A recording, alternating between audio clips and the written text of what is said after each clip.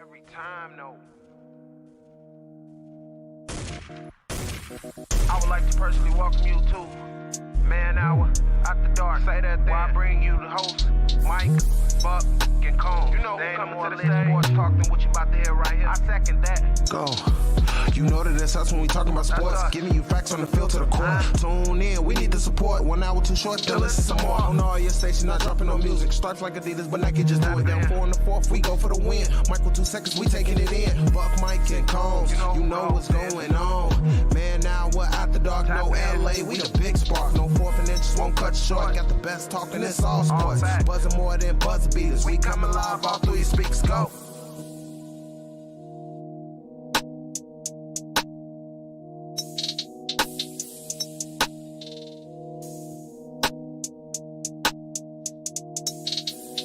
And what is up, Man Hour Nation? Michael Buckcuster here with the Man Hour. Welcome to the YouTube page. Welcome to the Facebook page. Listen to us on Big S Sports Radio as well. Welcome here as well. But if you are new here, consider liking the page. Consider subscribing to the YouTube channel. And of course, comment below. The more you comment, the better we do during the show. That's just the way it is, guys. So we do have a very action-packed show for you tonight. We're going to talk some Zach Wilson.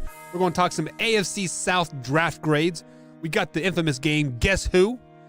Factor Crap. And then, of course, we're going to talk DK Metcalf running the 100-meter dash. Are you okay with that? Yes or no? Let us know in the comments. Are you okay with DK Metcalf running the 100-meter dash? I believe it was a 10.37 is what he ran it in. But we will discuss that here later in the show.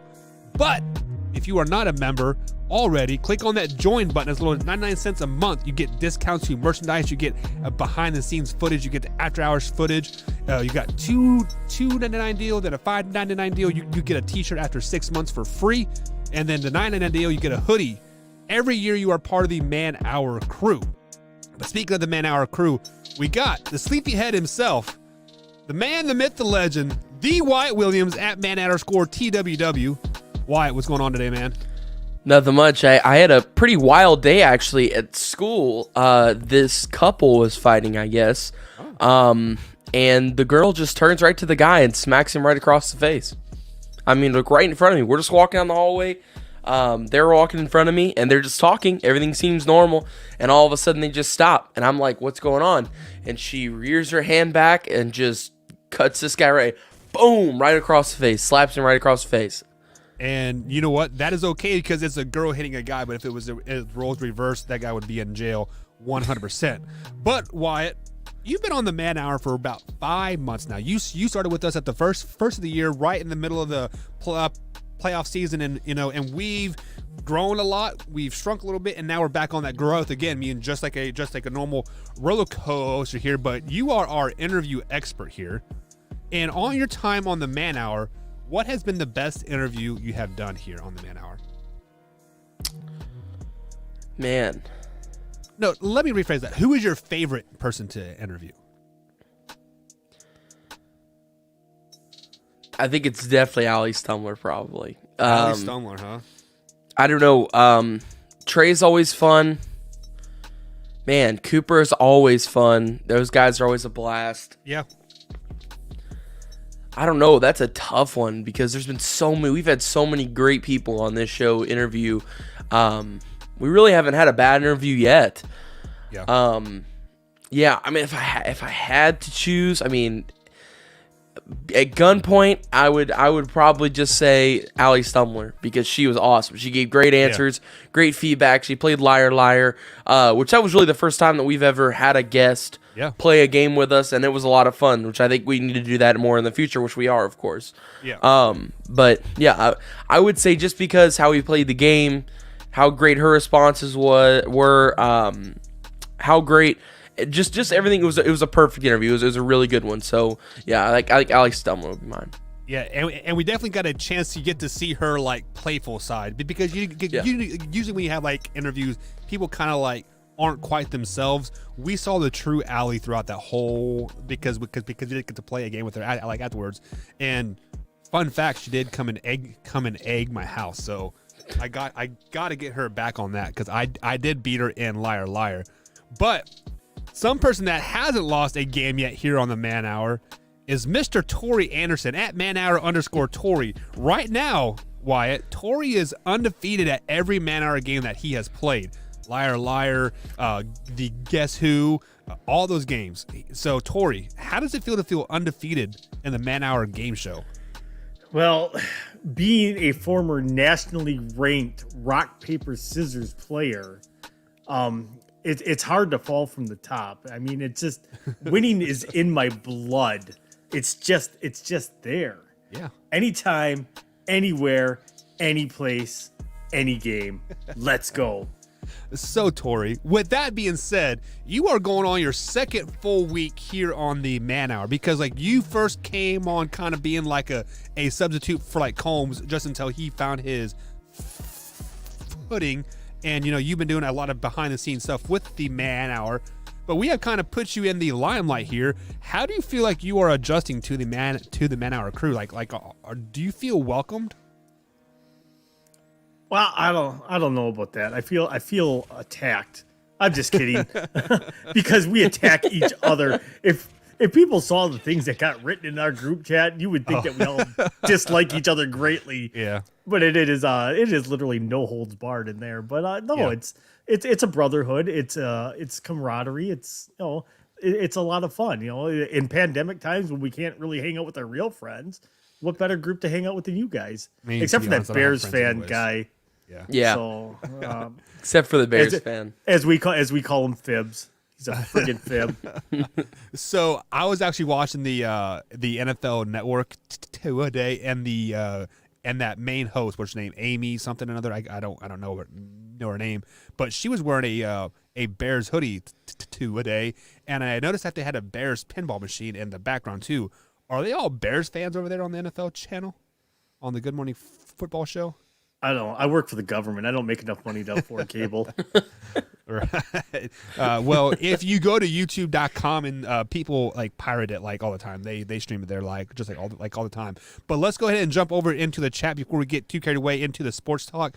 We see a member over here, Miss Nana herself says, "What up, Man Hour? What is going on, Nana? Hey, guys, Stacy, she is a member. She is really, really sick. So if you guys could send Stacy well wishes here in the chat to get her to feel better and more like herself, because we miss her in the chat. We miss talking about the Cincinnati Reds because those are her Cincinnati Reds. And since she's been sick, I don't think they have won a game. So maybe we can send the Reds some good vibes too, guys, and maybe the Reds can win a game and help her feel a little bit better. But hello, Nana. Joey is over there in the chat. What's up, Joey? He says, let's add the phone lines. We will add the phone lines at the end of the show tonight. So at 9:45 p.m. East Coast time, I will open up the phone lines. And fun fact here, guys, if the phone lines are still active toward the end of the night, we are going to start opening it during the show as well. So phone lines will be open here in about an hour and a half, and we will get those phone lines up and going for you, Joey, so you can definitely call in as well. And then also Drew, another member over here at Man Hour Nation. Drew, what's going on this morning? Or this afternoon, I should say, not this morning. Uh-oh. This evening. Hey, This morning. Guess who's back? Guys. Oh, hello, He's here. Chris Sims. Chris Sims is here. So we do have a resident troll over here on the YouTube page. So you guys feel free to go over to the YouTube page and troll him right back. So Tori Anderson's over in the Facebook group. What's up, Tori? And Tori also says you need to have a parent's permission to call in. Only $3.99 a minute. There you go. So I'm everywhere. I am everywhere. Like I said, anytime, anywhere, any place. anytime, anywhere, any place. So let me go ahead and scroll back up here to my thing. Hold here. on. I brought one thing up here, Buck. This is a question I wanted to ask you guys. Are we free reign for everybody to get Tebow jerseys now and start Tebowing again? Is this a He has thing? not signed his deal yet. Oh, he's going to though. I mean, He's going. he's going to. He's going to be in absolutely- Jacksonville next year. I absolutely hate Tim Tebow, so I would never buy a Tim Tebow jersey. How can you hate Tim Tebow? There is literally no way possibly to hate Tim Tebow. Yes, I hate Tim Tebow. I am. Did not he afraid. beat your team in the national championship or something, and then No. preyed on him or something? Like But see now, and people call me crazy for this one too. Wyatt, is I don't like Jordy Nelson. He is a great player, but I do not like. I never liked Jordy Nelson. Wow. Why? Like what? Nobody's that wholesome. Same thing with Tebow. Nobody's that wholesome. Nobody. I hold beg on. to differ. Back up. Screw Tebow, okay, at this point. We're not Denver fans. Who cares about Tebow? We're not Florida fans here. Okay. He wants to go to the Jordy thing now. Hold on now. I got to get an explanation on Jordy Nelson and how somebody on planet Earth could not like Jordy Nelson. Can you riddle me that, please? I don't like him. Like what has he done for you to not like him? Literally nothing. But then the one thing that Buck did say is that he has never given anything back to K-State. That adds to my fact that I do not like him. He doesn't need to give anything back to K-State. You always should. K-State has such large donors in their pocket because Kansas doesn't have a professional team. So Kansas State is the professional team. So that's where all the money goes. So all those rich boosters at K-State, that's where all the money goes, is to K-State. Not Kansas? Judging by their awful football program? No, that's why they're good at basketball. Jeez. Yeah, I am probably one of maybe 3 people that's a Packers fan that probably does not like Jordy Nelson either. 3? That's probably pushing. That's maybe like 2 at Topes. Jeez. No, I think it's just you, Tori. I think it's a 1. It could be. So it doesn't make sense. Wow. All right. So I want to get into some actual talk here, some actual factual stuff, because Tori's just spitting puke out of his mouth right now. Luka last night, guys, he delivered this shot. So I'm going to go ahead and play it for you guys here.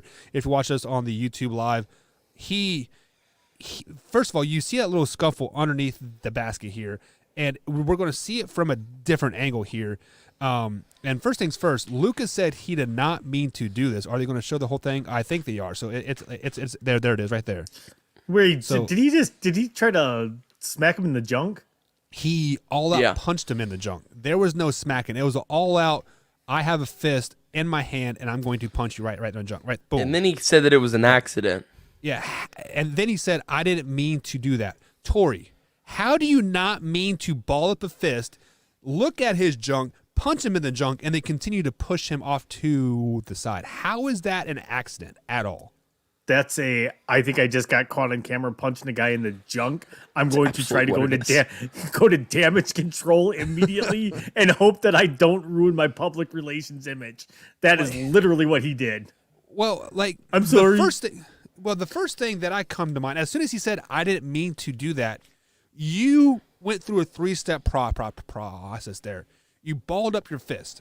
You looked at his junk, and then you proceeded to punch him in the junk, and then you proceeded to shove him like he did something wrong. So there was a 3-step process that he had to put in his head, and then to say that he didn't mean to do that, why, he has got to be like damage control 100%, just like what Tori said, right? I don't know. It's weird because Luka is not that player. You know, Luka is somebody that everybody talks so highly of because he doesn't do these things. You don't see Luka out here, doing what Draymond Green does, punching people in the nuts or kicking people in the nuts. You don't see that.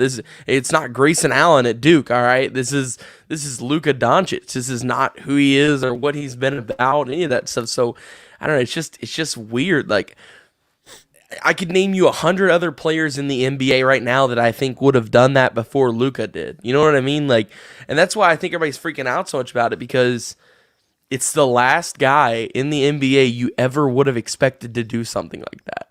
Like, you just never, until I had saw that video, I thought to myself, like, there is no way. The only other person in the league who's nicer than him is Boban, his teammate. Like, that's the only other player in the league who is nicer and more liked than Luka is Boban. And it's because he's like 8 foot tall and a gentle giant. Like, that's the only other player in the league I think that has a less chance of doing it than him. So I don't know. It was just weird for me to see that.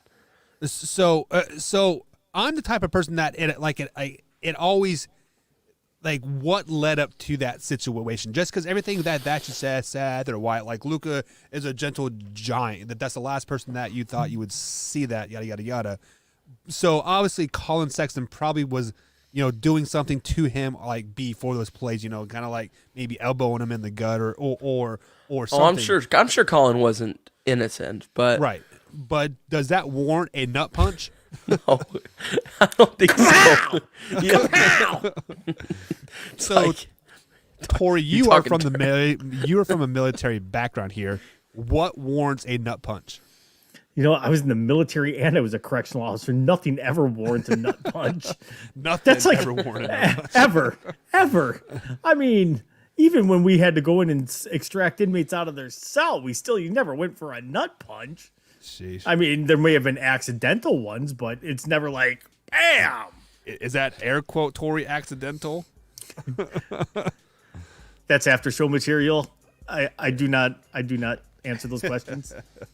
Wyatt, you are 18 years old. I was 18 years old once, and we did some stupid games like the little bit game. Is there anything that warrants a nut punch at the age of 18?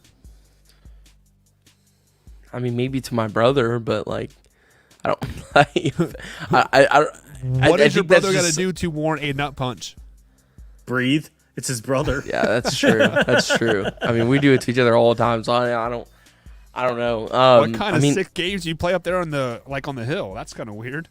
Yeah, you don't want to know. No, I'm just kidding. Yeah, I don't want to know you guys are yeah. weird up there. Very, very weird. No, honestly, I don't know of anything that outright deserves a nut. Maybe a nut punch deserves a nut punch.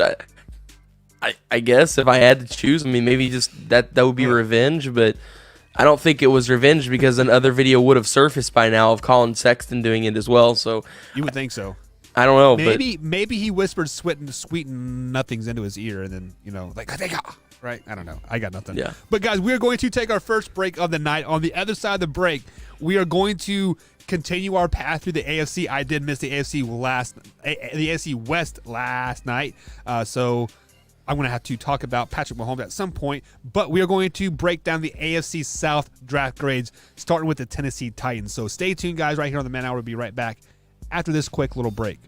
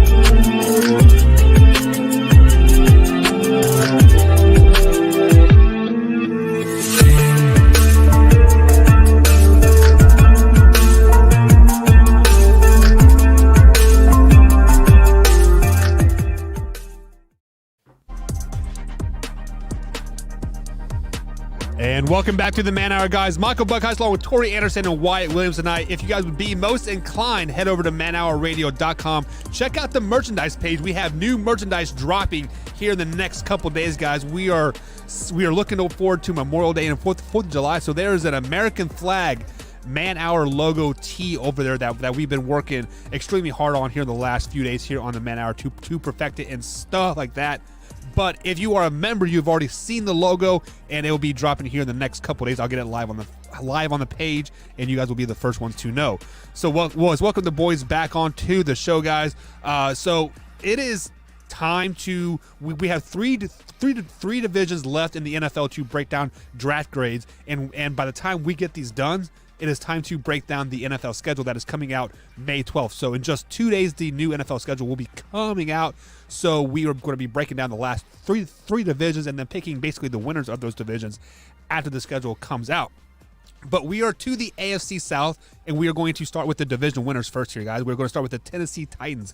The Tennessee Titans finished last season at 11-5, but they did have a first round playoff loss to the Baltimore Ravens. King Henry did do his thing last year, gaining well over 2,000 yards, and Ryan Tannehill has kind of come into his own there as a starting quarterback in Nashville as well. So the Tennessee Titans, they've had what was it, 2019? They had a great playoff run. Last year, they ran into a good Baltimore Ravens team in the playoffs. So this draft, they needed to improve a tad bit, a little bit on the defensive side. So, Tori, I'm going to kick it to you first here. As far as the Tennessee Titans go, who was their best draft pick in the 2021 draft? So I'm going to go with their second-round pick, which is a North Dakota State guy, Dylan Reduns. They needed help along their offensive line. This guy will fill a need for them at right tackle. They lost Jack Conklin, so they had a huge hole over there to fill. I think Dylan Reduns is the prototypical right tackle that they need for the offensive run. The guy's a road grader for a run blocker, and for them having King Henry in that backfield, he's going to be a plug and play type guy for them, because they're again running that zone blocking scheme. They won't miss a beat for King Henry over there. I don't think. To me, that was probably their very best pick.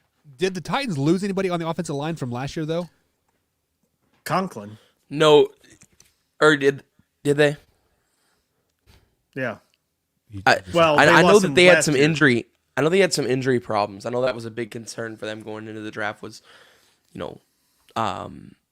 not just replacing people that they had lost, but also kind of dealing with some depth because of the injuries that they had last year. Right. Anytime you can add depth to the offensive line, I think you are winning either way, especially in the second round. So who is their best draft pick this year? Yeah, I think the best draft pick here, you're going to call me a homer, I know it, but hey, Des Fitzpatrick, wide receiver out of Louisville. The guy is a physical go-get-it receiver. Homer. A sleeper pick here for them. I think personally, possibly the biggest sleeper pick of the entire AFC South draft class for all four teams. Like I said, he's a physical go-get-it wide receiver. You can throw it up in the air to him. He'll come down with it. Got some nice speed under him where he can get around the wide receivers. I got to watch this guy a bunch at Louisville. He's a really exciting talent, and I think he, not taking anything away from Tutu, but I think he would have been a much higher prospect if Tutu wasn't there, because of course Tutu was an awesome wide receiver that was taking up a lot of reps. But Des Fitzpatrick, I believe, 3 or 4 year starter for the Cardinals, played a long time for him, really good receiver for him. So I think he was the best pick for him, and also wide receiver is a position that they needed to fill after losing Corey to the Jets over the summer. So Wyatt, let me correct me if I'm wrong here, but you've had two receivers from Louisville be the team's best draft picks, right? Yes. And how many wins did Louisville have last season? 4? I don't remember. I think it was like 4. Yeah, it wasn't great. Yeah, they went 4-8 if I'm not mistaken. So if you have two receivers that are arguably the best in their class, because you said they were the best picks for those particular teams, don't you think the team would have better than 4 wins here? Well, the quarterback situation was rough in Louisville last year. They couldn't decide who was going to be the quarterback, whether it was Cunningham or I think it was Peel was the other guy. And then they had another guy come in who was supposed to be Lamar's replacement. It was supposed to be just as good as Lamar, and then that, of course, didn't pan out. Actually, Tutu Atwell was supposed to come in and play a little quarterback for Louisville because he's from the same high school that Lamar Jackson is, so he was supposed to come in and play a little quarterback and ended up ultimately playing wide receiver, which he was good at. He went as a second-round pick. But I can tell you, I watched both of these guys play. I think the Titans had a big need for wide receiver, and I can almost guarantee you that Des Fitzpatrick is going to see some time on the field this year because he's going to have Tannehill throwing him the ball as well. So the leading passer for the Louisville Cardinals every game last year was Cunningham, and he threw for almost 300 yards almost every game. So this is when you say the defense was the issue for the Louisville Cardinals, not the offense. Oh, it definitely was too, but the quarterback play was not great. Up and you dropped the ball, Wyatt. Quarterback play was rough too. I mean, I went to the Wake Forest game last year, and there was a play. It was like the second or third play from the start of the game, and Cunningham looked to his left and threw it, but he didn't realize he threw it behind him, so it was a fumble. So he's just standing there staring at the ball while it's laying on the ground, and the defense is running over to it. I'm like, what are you doing? There was all kinds of I guess you could call them brain farts. I don't know, brain passes that he had that he just didn't realize he did something wrong. And, of course, that's why we ended up with 4 wins, I think, because the quarterback play was subpar. The defensive play, like you mentioned, defense wasn't great either.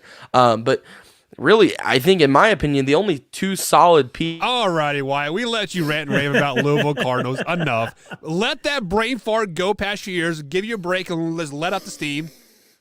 Okay, are you ready to talk some AFC South here? I'm ready to talk some AFC South. Tennessee Titans, what's their worst draft pick? Yeah, I think it's Monty Rice, linebacker out of Georgia.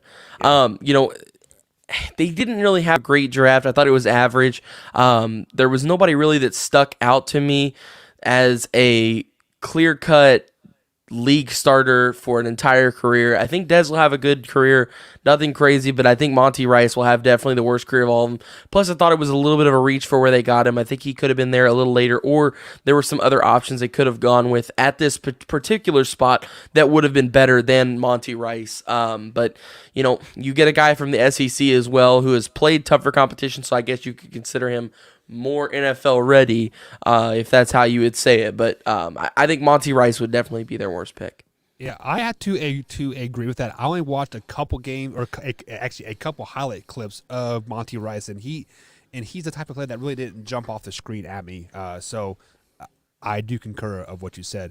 Tori, who is the Titans' worst draft pick in your eyes? Why are you guys ignoring the obvious one? Rashad Weaver's never going to play it down in the NFL for the Tennessee Titans. The guy's been charged with assault. That's assault, brother. So, obviously, that's a wasted pick. So, how is that not the worst draft pick that they have? And the sad part is this guy's probably never going to play it down in the NFL.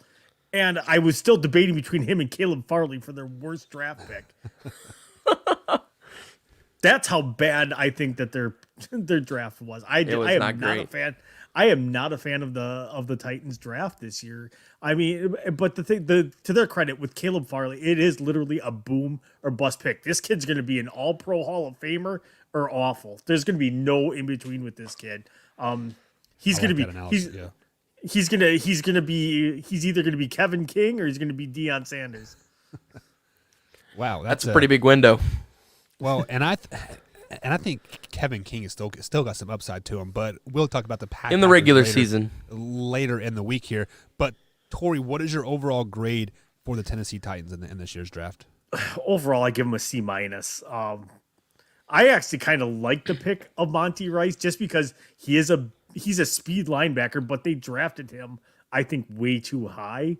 So I kind of downgrade that pick, but the guy is all a sideline to sideline linebacker. So I actually like the pick. I just don't like where he got picked. So overall, I give him a C-, based mostly off of the fact that you drafted a corner that's injury prone. You drafted a guy. Well, to their credit, they didn't know about the charges against Rashad Weaver. So, you wasted a draft pick there. I'm not a fan of the Racey McCath pick either. So What did That you one do was to great. make your team? What did you do to make your team better? Nothing really, outside of you shored up your offensive line with Dylan Redund. So let me ask you that question right here. The Tennessee Titans finished 11-5 last year with the first round exit in the playoffs, lost to Baltimore Ravens. Did their draft this year make them a better team at all? No, No, not at all. no, they will either be the same or worse. Yeah, All right. I think so. Why? What is your draft grade for the Titans? See, Tori, you gave him a C minus, right? Yep. Yeah, we're right in the same ballpark. I gave him a C. I said it was average, because there were some terrible picks. I didn't really want to penalize them for, of course, the second round pick with the whole issue with he's going to jail. So because they didn't know that. Now I also think it's a little bit of their fault because they didn't dive a little deeper into his history. So I think it relies on them a little bit, but at the same time, they didn't know. So I didn't want to penalize them too much for that. I do agree with Tori that I think Farley is a boomer bust kind of player. I think he has more of a boom upside, but also I like the pick of Des Fitzpatrick, as well as the offensive tackle they got. It is slipping my mind. What was his name, Tori? Dylan Redund. Yes. Which that was a nice pick for them. So like I said, I think it balanced itself out. I think there was 3, good picks. I think there was 4 or 5, average or bad picks. So I give them right in an average draft just to see. Alrighty. So does this draft make him better? Why? I mean, I think you already said I said no, but I just want to give you the floor. No, I think the draft, and unless if Des Fitzpatrick comes out and is something incredible, and Caleb Farley is, that's the only way I think they would be better is if one or both of those two prospects, or maybe another prospect, really pops off. But I don't necessarily think that one of these. I think that there is a better chance that all of these don't pop off than there is that 2 of these pop off. So, no, I don't think so. I think that they are just the same or worse. Yes. I kind of like the word pop off. I think we need to make a t-shirt with that. Why it's popping off. Does that sound good, guys? Why it's popping off. Moving on to the next team here, we do have the Indianapolis Colts. They also finished 11-5 last season, making a wild card berth. But of course, they got the beat by the Buffalo Bills, 27-24. Phillip Rivers has officially retired from the NFL, and they picked up Carson Wentz here in the offseason. So Wyatt, they filled their quarterback needs in the free agency. The Colts are a team that's that I thought was pretty complete. So, with that being said, who is their best draft pick this season? Yeah, I think their best draft pick was their first rounder, Kwity Paye, defensive end out of Michigan. He's a guy that I think should have went in the top 15 because I think he will be a top 15 player from this draft. So I was really excited that they landed him. I think that was a spot they needed to fill. I know that they didn't go with offensive tackle, which everybody freaked out about, and at the time I was freaking out about. But today, of course, they did solve that issue with Eric Fisher, which essentially lines up their offensive line good enough for the future now. You lose Anthony Costanza, which is a huge loss for you, and you replace him with Eric Fisher, who's a great tackle to fill that void with, and a guy who is, still has the young side of him. He is not, nearing retirement within the next couple of years. So, I think that was a good pickup for them. But I would say even though they didn't go with an offensive tackle, it was still an all-around pretty good draft, but their best pick was Kwity Paye. So with that being said, you did mention the name Eric Fisher, which he just signed a deal with the Indianapolis Colts today as a 1-year deal. However, he will not be ready to play till at least late October. So that's almost half of the season that he will miss from that Achilles tear in the playoff season last year. So let's kick it over to Tori here. Tori, who is the best draft pick in your eyes for the Indianapolis Colts? I gotta agree. Kwity Paye was projected to be anywhere from number 8 all the way to 15. The fact that he fell, and we talked about it on draft night, like he was kind of free falling, and I'm like, man, the Colts picked him. I'm like, they got to steal. They have a guy that's basically, if you ask me, is almost a clone to like what Robert Mathis was for them. So to get him at 21, the guy is 6'4", 272 pounds. He's got a great pass rush arsenal on him. This guy is a plug and play defender that they have. So I absolutely 110% agree with Wyatt on this. Kwity Paye was a steal at 21 for them. Yeah, and anytime you can steal a offensive lineman, I think it's a win-win in your eyes. There, like I said earlier. So on the flip side of the coin, where there's good, there's always bad. So Tori, let's kick it to you first here on the snake style debate here. Who was the worst draft pick for the Colts this season? So I'm going to go with their 6th round pick, number 218, Sam Ehlinger. Sam Ehlinger was a highly rated prospect. Everybody knows coming out of college. I believe he was the number 1 rated recruiter. He was the number 1 rated quarterback in that class. And as we know, Texas doesn't have a great track record for developing quarterbacks anyways. Right. But Sam Ehlinger, by the way, ripped to his brother. I don't know if you saw that. His brother passed away the other day. So he was a linebacker for Texas. I'm just really not a fan of Sam Ehlinger's game. I don't think it translates well to the NFL. I know why it was like, this guy's either going to be great or out of the NFL. I'm leaning towards 99% that this guy's going to be out of the NFL, or one of those guys that's third string that bounces around the league for 3 or 4 years and then is gone. Right. Yeah, so the one thing that kind of raised my eyes when I saw this draft pick was, didn't the Colts just drafted Jacob Easton in the 2nd or 3rd round just last season to kind of be the predecessor to Phillip? So I'm kind of confused of what their quarterback situation is, because like right now they have Jacob Easton as 2nd string, Jalen Morton as 3rd string, and then Sam Ehlinger is sitting at fourth string here. So right now they actually have 5 quarterbacks on the roster going into camp. So I'm kind of confused of what they're doing. Oh, like over there, and Carson Wentz was only 5-6 years into the league, right, guys? Yeah. He definitely has a lot of tread left on those tires.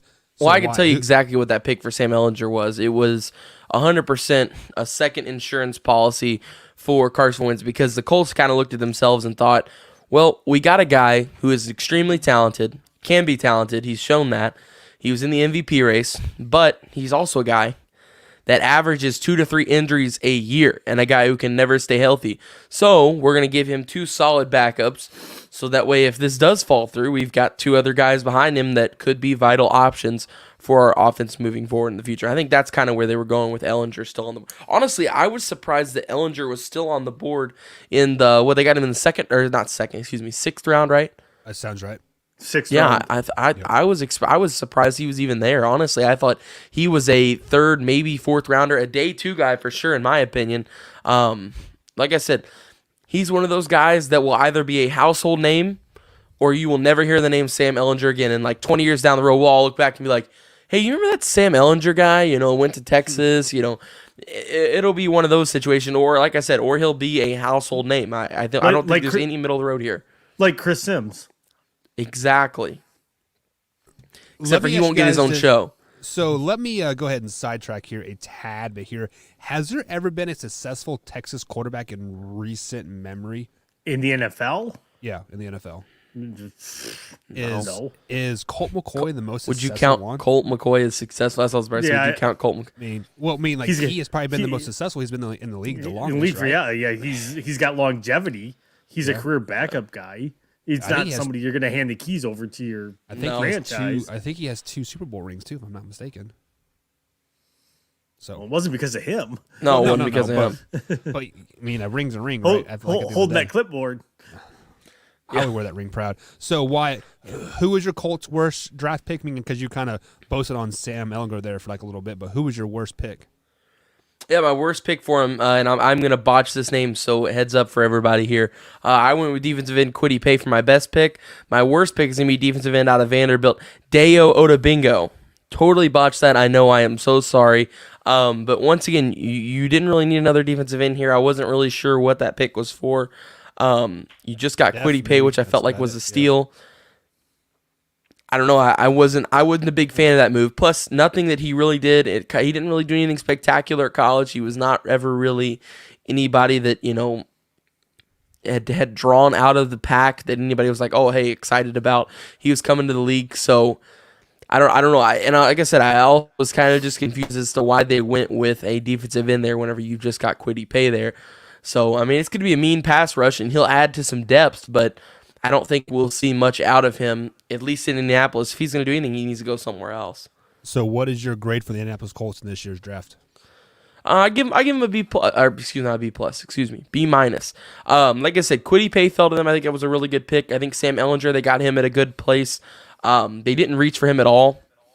That was really the main problem that I thought a lot of teams were going to have with quarterbacks like Davis Mills, with quarterbacks like Kellen Mond, with quarterbacks like Sam Ehlinger. I thought we were going to see a real issue with people trying to reach way up into the draft. Like, hey, it's the third round. I feel like they're about ready to go. We need to take this guy now whenever he'll be there in the sixth round. So I think the Colts did a really good job of being patient, being calm, waiting for Sam Ehlinger to be there at the right moment. I don't think he would have been there in the seventh round, so I think where they got him was perfect. So like I said, I think they solved some issues they needed. They maybe could have gone somewhere with offensive tackle, but then again, we can't really be mad about it because they literally just got Eric Fisher. So if we would have done this edition of the show with the AFC South draft grades 3 days ago, I would have been like, oh, hey, terrible draft because you didn't get an offensive tackle, blah, blah, blah, blah. But now that this came out, I'm like, hey, great draft. He's coming in. You've got all your needs solved, and yeah. All right. Now, Tori, what is your draft grade for the Indianapolis Colts? I give them a C. The only reason that they're not getting a D is because Kwity Paye, and I'm a huge fan of their actual seventh round pick, Will Freeze. So those two picks kind of saved them from having a failing type grade. Well, what was the saying in college? A D will still get you a degree. Yep. D's get degrees, baby. Yeah. Yeah. So that was my philosophy in high school. I mean, that was pretty much my philosophy in school too. But they didn't do anything really outstanding in this draft. It seems like they reached for a lot of guys. They made picks that didn't make sense to me. So like Kwity Paye, you don't pass up on a player like that. That was literally best player available at that point. And yeah, you absolutely don't pass up on that. It's like I said, I really like the Will Freeze pick too, but Sean Davis, I'm not a big fan of. Ehlinger, I don't think is a good quarterback. They got basically a project wide receiver, a kind of raw guy, that Mike Strachan from the University of Charleston. So how many players have ever been drafted out of the University of Charleston? So Two. I'm just I have no clue. Kylan Granson for a tight end. Like I said, it's just nothing. There's nothing spectacular outside of the Kwity Paye pick. The rest of it was just blah. So blah. Just blah. They get a C. Alrighty, so moving on to the next team here, the third-ranked the Houston Texans. There we go. I wanted to get that name out Texans. there. The Tennessee Texans. No, the Houston Texans finished 4-12 last season. They just missed the playoffs by the skin of their teeth. But the offseason turmoil has been nothing but headline news. J.J. Watt is officially out. Deshaun Watson wants out. Then bada bing, bada boom, there's 25 sexual assault cases on him. So, Tori, let's kick it to you first. Who was their best draft pick? The thing is, they actually had, for not having crap for picks this year, they made the most of the picks that they did have. So I think we're probably all going to be unanimous on this. Davis Mills in the third round was probably their best pick that they had. With the uncertainty with Deshaun Watson moving forward, with all the allegations, stuff like that, they had to have that backup plan. We all saw it a week before the draft. There's always that one guy that his name comes out and just starts to become a fast riser. And this year it was Davis Mills that, there was talk that potentially he'd sneak into the back end of the first round, and he fell down to the third round, which is about where that they thought they would go. So for me, Davis Mills was probably the best pick that they could have made. B, probably the best player left on the board too at that point. Wyatt, do you concur with that? Tori, you said he was probably their best pick. He was 100% their best pick. All right. Davis Mills, a guy like you said, Tori, rose extremely high in the draft ranks at the very last second, possibly a projected first rounder there at the very end for somebody to sneak in and get a sixth quarterback out of the first round. Kellen Mond, another guy who was like that. But, of course, he does rise, and then he falls right after that back to the third round, and a place that I think was far worse than what he should have been drafted at. I think that this is a late first round, early second round quarterback right here. And the Texans, like Tori said, with uncertainty all around Deshaun Watson, whether if he's going to come back to the team, whether if all this speculation is true, whether if it's not true, whether if, somebody else wants to leave. I mean, nobody really wants to be in Houston right now, and I think we're figuring that out. So I think they solved the big need here, which is the biggest need on the field at quarterback with Davis Mills, and it's a guy that they can throw in. He's a smart football guy. Football IQ is definitely there. You can watch his tape and know that he's a smart football guy. So I think 110% by far the best pick for the Texans was in the third round for Davis Mills, quarterback out of Stanford. So on the flip side of that, what was their worst pick, Wyatt? I think it was Brevin Jordan, tight end out of Miami. And once again, it's kind of this situation that I'm going to have with the Jaguars and like I've had with many teams. I think they had an all-around good draft. I wasn't really impressed with Brevin Jordan. I don't think that he is that great of a pass catcher, but you can learn that. You can develop that over time, and tight end is a little bit of a need that they had. So I think that does make it interesting there. But I think that if I had to choose their worst pick, it would definitely be Brevin Jordan, tight end out of Miami for me. All right. Tori, what about you? For me, I'm going to go with Roy Lopez, their sixth round pick, the defensive lineman out of Arizona. He's built low. He can push the pocket, but not much else. He's not much of a run blocker or a run stuffer. He's not gonna win a ton of one-on-one situations with his power in the NFL. So I'm not a fan of the Roy Lopez pick. Again, I feel really bad that like Arizona was a once prominent football program. And they're basically like a D2 program at this point, outside of a couple of years ago with Khalil Tate. So it's a program that's fallen on hard times, but he can be pushed out of the way rather easily when it comes to running plays. It's like I said, he's not very good against the run, but he does have good push as a pass rusher. So there's potential there, but I'm not seeing a ton of it. Well, I mean, you always draft on potential. So, obviously they see something there, but what is your overall draft grade for the Texans? I'm actually going to give them a B+. I'm really high on Davis Mills. I really like the pick of Nico Collins as well. Big target and he can sit behind Brandon Cooks. He can sit behind Kiki Koute, and he can sit there and learn. He could be that number 3 or 4 receiver this year and learn from them guys. He has a chance to be a really good receiver and probably be the number 2 in probably 2 years. Brevin Jordan, I'm the opposite. I am really like Brevin Jordan. I think Brevin Jordan's got great hands. The thing with him is his route running. His route running's not great. So, but he can still block. He's got good hands. Big knock on him is trying to get that separation if he can run good enough routes. So I really like that pick. I really like the Garrett Wallow pick as well from TCU. It's like I said, they maximized their players that they got in the position that they were with only having 5 draft picks in this draft. All right. Wyatt, what about your draft grade? Yeah, I'm right behind Tori on this one. He said B+. I'm going with B. I'm one section right behind him. Like he said, I agree with him 100%. I really like the pick of Davis Mills. I think that was their best pick. They solved a need that was essentially needed with all of the speculation around Deshaun Watson. And there really wasn't a terrible pick. I think the pick of Brevin Jordan, like I said, if I had to choose a bad pick, I think that would be my bad pick. Because I would see it as a average or a slightly above average pick. But their whole draft was good in my opinion. I guess what I said. I give them a B.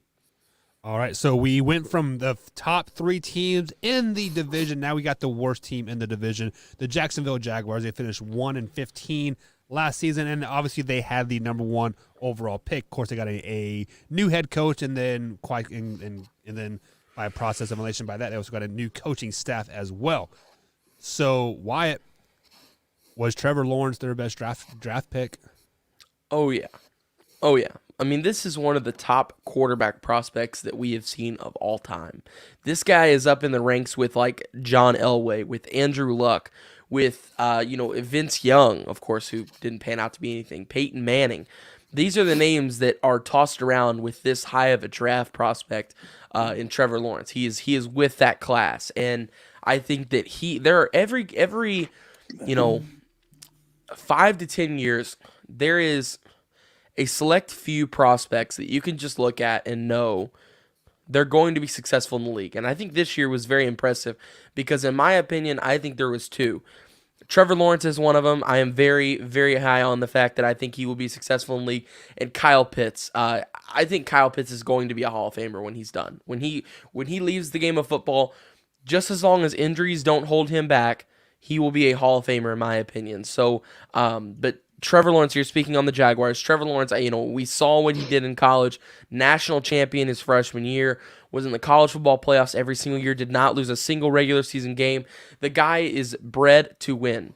He does not lose. He does not lose, and he is entering a culture where losing is the norm in Jacksonville, and he is going to turn that around with Urban Meyer. It's funny because these are both two guys who are all about winning, and Urban Meyer has a track record of coming into places and just changing the whole thing. You've got Bowling Green, which he switched all around. You've got Utah, which he switched all around. Florida, you got to think he won a national championship with a murderer, with potheads, drug heads, and a preacher leading them on the offensive side of the ball. Won a national championship with that crew. Then he flips to Ohio State, wins a national championship there. The whole group is bred to win, and I think the Jaguars are making a lot of really good moves for their future, and starting off the draft with Trevor Lawrence was huge for them. Tori, let me ask you this question real quick. How many undefeated quarterbacks have there been in the NFL?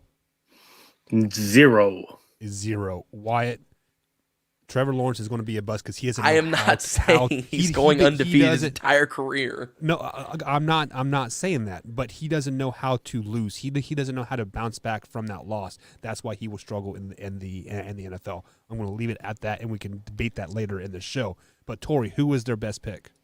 So I don't like to do the obvious thing, and that's been pretty obvious throughout the whole thing. And Trevor Lawrence could be like, oh, nope, I'm not even going with Trevor Lawrence. I'm actually going with the third round pick, Andre Sisco.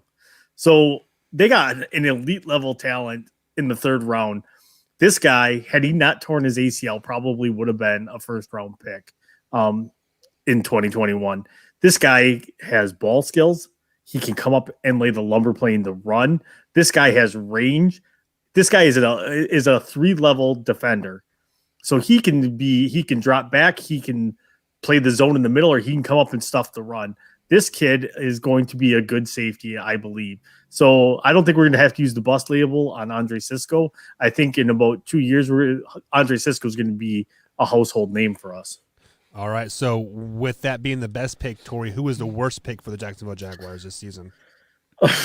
I'm going to go with Travis Etienne. There you go. I think they reached for him. Running backs are a dime a dozen these days in the NFL. I think they probably could have got him in the second round. You didn't need to go up and to use the first round pick on him. The only reason I think that they did that was to appease Trevor Lawrence and give him a sense of comfortability and a sense of having somebody else around him that he knows. Again, another NFL franchise that cares about what their quarterback thinks. Sorry, Tori, go ahead. I didn't mean to butt in there. But the thing is that you don't waste a first round pick to make your freaking quarterback comfortable. You do. Yes, you do. Yes, you do. Okay. Yes, you do. All right. We're Packers fans, Tori. We should know this. I am not saying that he should have been their first pick in the second round, but not at 25. I don't know. Running if backs been there, are though. a dime a dozen. I just don't know if he would have been there. I kind of liked that pick. That right there, I think if I had to go with the non-obvious option of Trevor Lawrence, I think I would have gone with their best pick was Travis Etienne because he was the leading all-time rusher in the ACC. The guy is bred to win, just like Trevor Lawrence. He makes your quarterback comfortable. He's a guy you can add to the running back room. Ron Dane broke the NCAA record for rushing. How that would translate for his NFL career? That would totally different situation. Wait, but no, how is that different? Yeah, how's that different? He won They're two totally different players. Travis Etienne is a pass-catching running back, something that the running back room in Jacksonville lacks. What you're saying James because Robinson, he's the all-time leading rusher.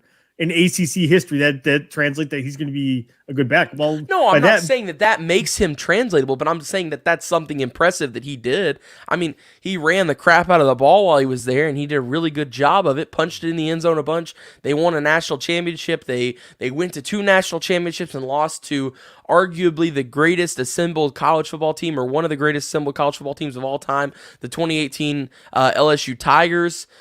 They lost to Ohio State, a really good team who ended up losing to another greatly assembled team, the Alabama Crimson Tide from this year. So, I mean, it's a good team. These guys are they are bred to win. That is huge in this league. They are confident in themselves. They are great football players. And you, like you said, you add a sense of comfortability for Trevor Lawrence. You add that key piece to where he now has somebody there. He's not all by himself. He's not he's not a little fish in a big pond right now. He's got somebody there he can relate to that's going through the same stuff that he is. And why? So they can both cry that they're both in Jacksonville? Yeah, well, possibly, but and also James Robinson is a great running back. He is, but he couldn't catch a ball to save his life. So Travis Etienne adds to your pass catching side. He has possibly the best route running of all the running backs in this draft outside of Najee Harris. He might even have a better route running package than Najee Harris. I don't know. It depends on how their packages relate to the NBA. Oh my God, the NFL. I'll need to see that first, but I don't know. I kind of like the pick of ETN. I think that he adds a whole new dynamic to the offense. Do what? That's because you're young and don't know any better at this point. You're enamored by his name. That's what it is. You're not You're not looking at it from a logical standpoint. I know. I do like his name though. You got to admit, ETN's a pretty cool name. I mean, come on, Torrey Etienne, Wyatt Etienne. I mean, that's Fun fact. I have a buddy in high school that spelled his name just like that. His last name, but his name was Etchen, not Etienne. Etchen? So, yeah. Wow. Just weird. But what is your draft grade for the Jaguars, Wyatt? Yeah, draft grade, I give him an A-. I think it was a great draft. Like, if I had to choose a worst pick, I would say Jordan Smith, defensive end out of UAB. But once again, I'm in that same situation we've seen a lot. If I had to choose a worst pick, I don't think there was a worst pick. But like I said, if I had to, I guess I would go with him because I don't know. Honestly, I think everybody was a good pick. I guess he's the worst of the good picks. That's why I would go with him. But overall, I give him an A- because of that reason. I think he's filled a lot of needs that they had. I think they did a lot of stuff to make their quarterback happy. Ironically, he's a rookie. He hasn't even stepped foot into the locker room yet, and they're already trying to make him happy. It's funny how that works. And then some other franchises in the NFL have had quarterbacks for almost 20 years and can't figure out how to make them happy. I don't know. It's funny how that works. His butt hurt ways that Aaron Rodgers is getting traded. But Torrey, butt hurt. What is your grade for the Jacksonville Jaguars? I gave him an A. The only thing that kept this from being an A+ is the ETN pick. Because this is a team that is not very good. It's going to take a couple of years. And what did they do? They took the draft capital. They filled positions of need.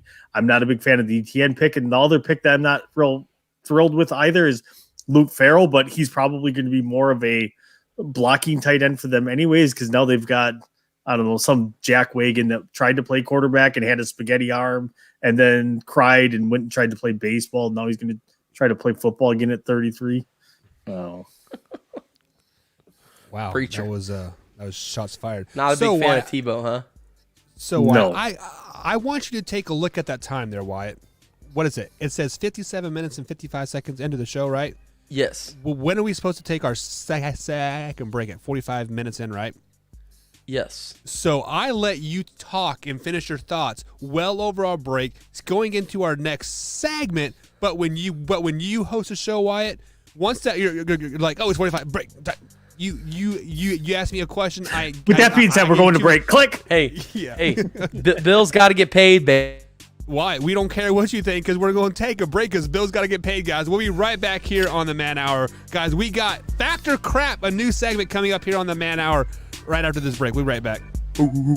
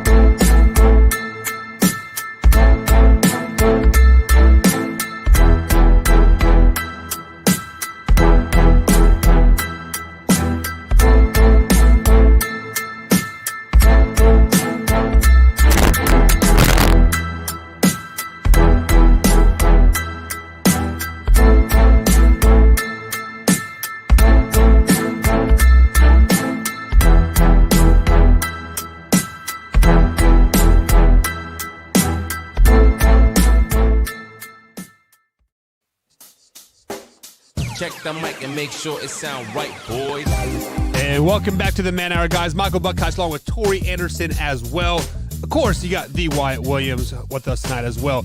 But before we get too carried away into this new segment called Fact or Crap, I need you guys to hit that like button for us right now. If you're on YouTube or Facebook or wherever you're watching us on Twitter, Periscope, etc., Twitch even, hit that like button and share us with a couple friends as well. If you be most inclined, also hit that subscribe button. It helps the show grow more than you will ever know. So let's go ahead and welcome the boys back onto the show here. We got Wyatt Williams at manhour_TWW, and of course you got Tori at manhour_Tori as well. So guys, we are going to introduce a new segment tonight. It is going to be called Fact or Crap. I do have a nice little jingle. I actually have it made, but I forgot to upload it to the mixer. So it's on the computer, it's just not on the mixer. So imagine that. Good job, good job, IT guy. So basically how this Fact or Crap works, guys, is I read a rumor that has been out there in the NFL or just in the sports world in general, and then I kick it to the guys, and they let me know if they think it's fact or if it's crap. I mean, it's very, very simple, pretty straightforward. Are you guys ready to do Fact or Crap? Let's do it. Alrighty, so the first Fact or Crap of the night. The Buffalo Bills GM said that they will be releasing unvaccinated players on a Facebook Live last week. Reportedly, the NFL spokesperson has spoken with the Bills general manager, basically saying that he cannot do that. But the Bills GM did then advocate, saying that they will cut unvaccinated players. So, Tori, I'm going to kick it to you first here on this first Fact or Crap. Do you think the Buffalo Bills general management team will cut unvaccinated players no matter who it is? That's crap. It's all crap. There's no way that they are cutting. So if Josh Allen says, I don't want to get vaccinated. That's what I was about to say. If Josh Allen or Stephon Diggs aren't getting vaccinated, hey, do you really think? You can wait 30 seconds for your time. So yeah, but if Josh Allen is like, I'm not going to give it. Are you cutting Josh Allen? Hell no, you're not cutting Josh Allen. No, I'm going crap on this. If you're a big enough name, they're not getting rid of you because salary cap, dead money. If you get cut, that's going to hurt your team. So no, I'm calling crap on this. It was a comment that he made that he made it out of his own ass without even thinking of the repercussions of it. So right. I'm calling crap on this one. So we'll kick it to you next before I get my 2 cents in. Yeah, I'm going crap as well. Like I said, do you really think Hey, Josh Allen, they're going to cut Josh Allen. Oh, see, that's what you do, Wyatt. I hope they do cut Josh Allen. That way, if Aaron Rodgers leaves, maybe the Packers can go pick him up. That would be nice. I mean, that solves our quarterback needs for the future, and he's a good strong arm quarterback. It's athletic, so I think he'd fit in just fine. I think Devontae Adams would like it too. So it would all work out. So hopefully Josh Allen doesn't get vaccinated, okay, and maybe Stephon Diggs, and we can bring in Stephon Diggs too. All right, no, this is total crap. There is no way if Josh Allen, Stephon Diggs, Cole Beasley, Singletary, whoever you want to name on this offense that is an important and vital piece to this team, if they have not been vaccinated yet, they're vaccinated. Wow, I just said that. Vaccinated, jeez. There is literally no way that they are going to cut them because of that. I think this is one of those situations where Josh Allen should sit back, not get his vaccine, and say, okay, let's see you do it. Go ahead, do it. So, I dare you. You guys both went crap. I'm going to go with fact because do you ever want a real answer from a person? Let them go on Facebook Live or Instagram Live or Periscope or Twitter Live. You will get real, raw answers from them because there's not really because there's not somebody writing their answers for them.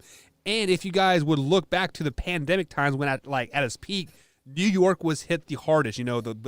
Their hospital beds were filled and full, and I think if I'm not mistaken, I think the only way that the state of New York is letting fans into Buffalo Bills Stadium is if they're fully vaccinated. So guys, I think this is 100% fact. Just because if you will not let your fans into the stadiums unless they have their vaccine, how can you let your players play when they're not vaccinated, right? So I think this is fact, guys. I think they're really going to push that envelope to get your vaccine 100%.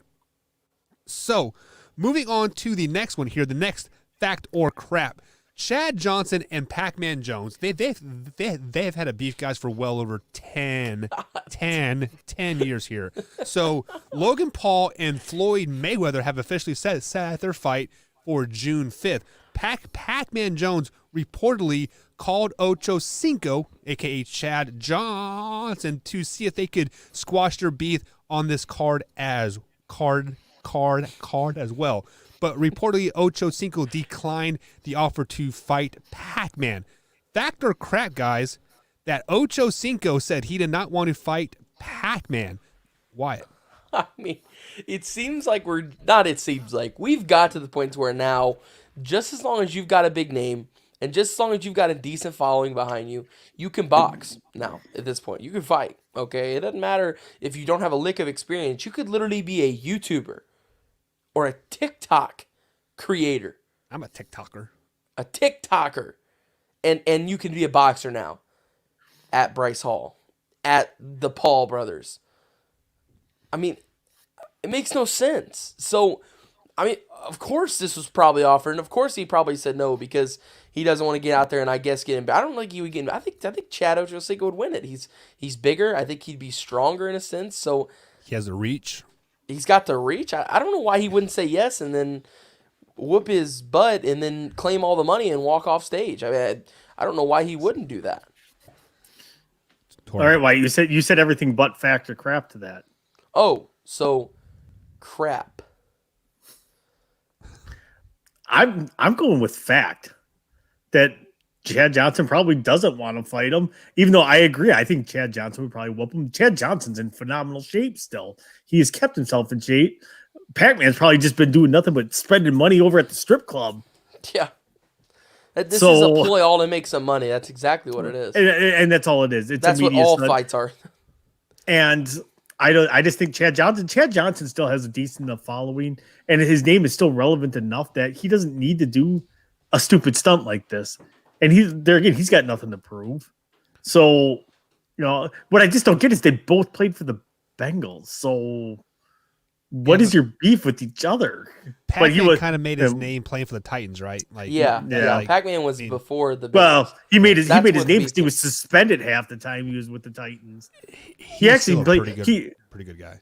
When he played that, but he didn't play most of the time. He actually had a really good career. He probably had a better career with the Bengals than he did with the Titans. Well, I'm going to go with crap here as well, because wasn't it last year that Ocho Cinco and Terrell Owens both raced Tyreek Hill in a 40-yard dash? Wasn't Chad Johnson a part of that as well? You guys remember that? I don't remember that.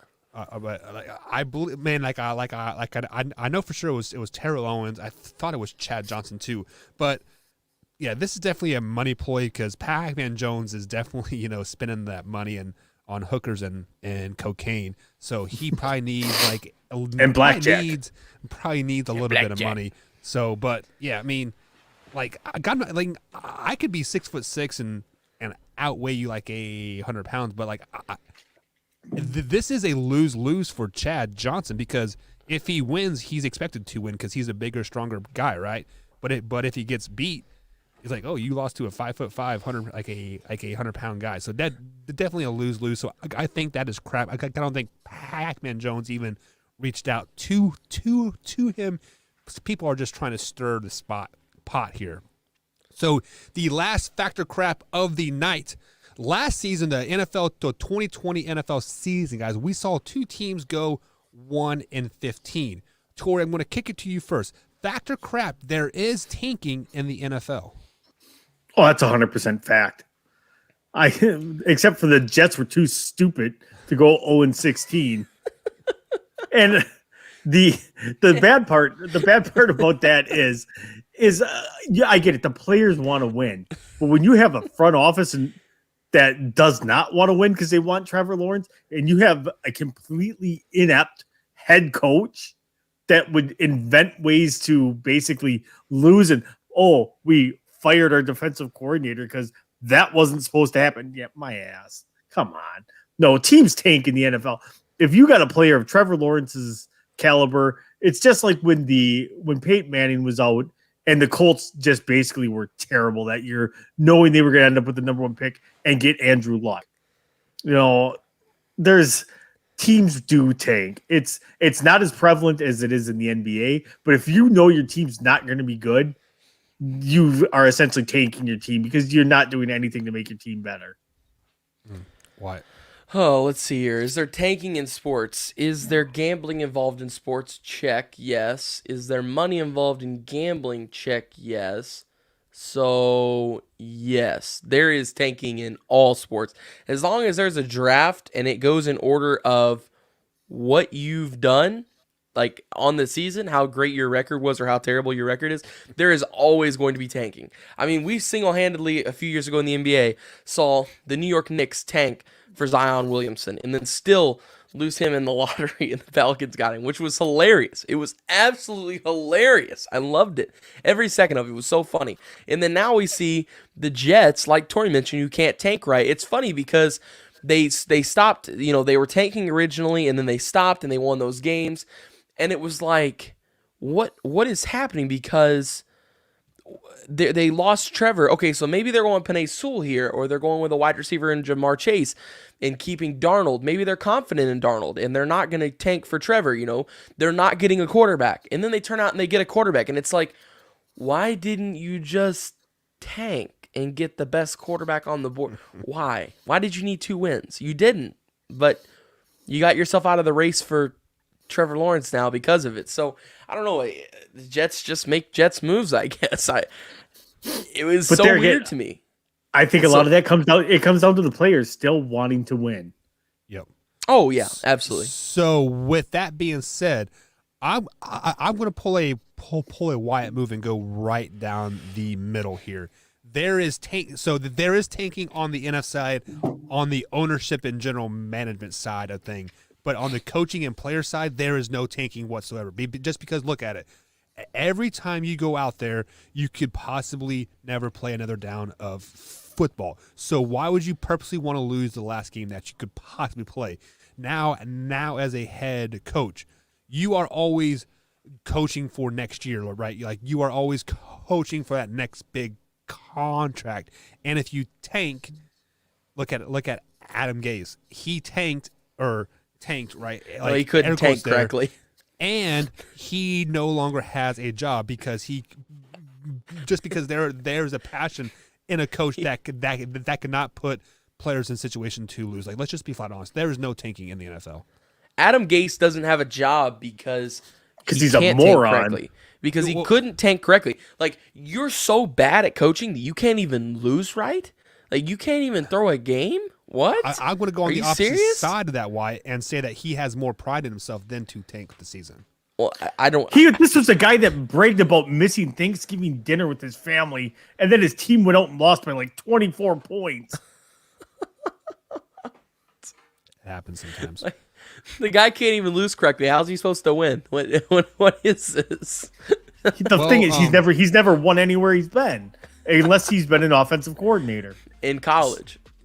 Speaking of never win where he has gone, I know a coach here at the high school level that was given a hand-wrapped team to win state championship and lost in the first round of the playoffs, and now he's a head coach at somewhere else. So, I wonder who that would be. Shots fired. But, guys, we're going to take a quick little break. On the other side of the break, we're going to play Guess Who. So we are going to not go off script because Wyatt wants to talk forever and run over our breaks. We're going to squeeze in some Guess Who, guys. Are you ready for some Guess Who right here after the break? Let's do it. Facts. Say yes. Do it. All right, guys, we'll be right here on the Man Hour. Stay tuned.